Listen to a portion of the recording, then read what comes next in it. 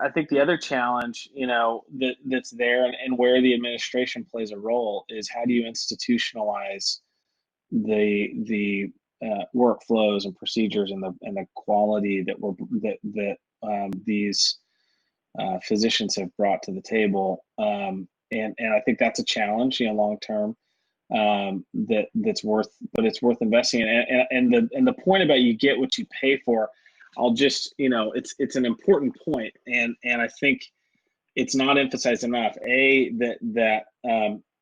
That concept is true.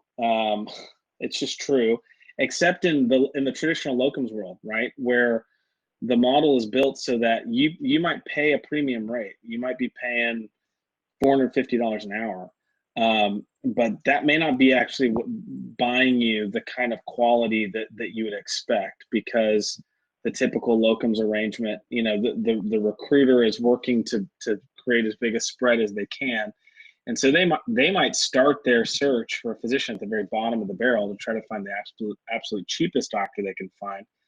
And so I think that's caused some of that disconnect between that concept of you get what you pay for and locums, is that, well, and I've paid a whole lot for locums and I've gotten really poor quality physicians. So Exactly. how does that square?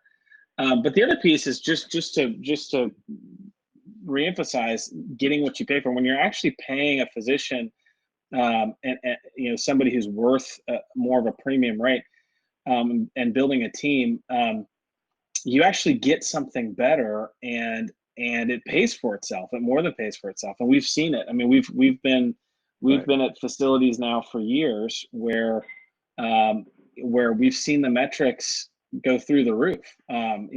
Productivity, patient satisfaction, all the way down, left without being seen. It's just all of the metrics that everyone cares about, have actually improved dramatically, just because of the quality of the team that you've built. So I think you're spot on.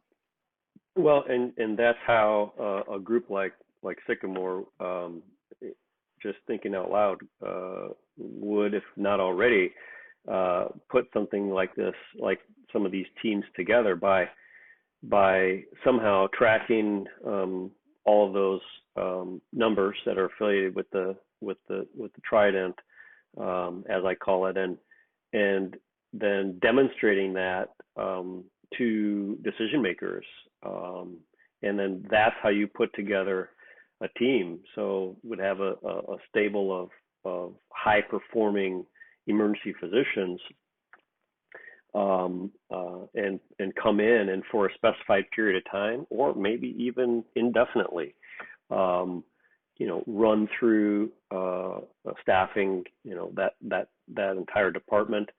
And of course, it would also apply to hospital medicine. I think those two things, better than any other hospital-based specialty, I think hospital medicine and emergency medicine they should just go together. And I think getting people high performing, let's just say, getting high performing CEOs to realize that is actually, once they get to the aha moment, will be quite easy. And so, I mean, there's a great example in one of my contract sites right now.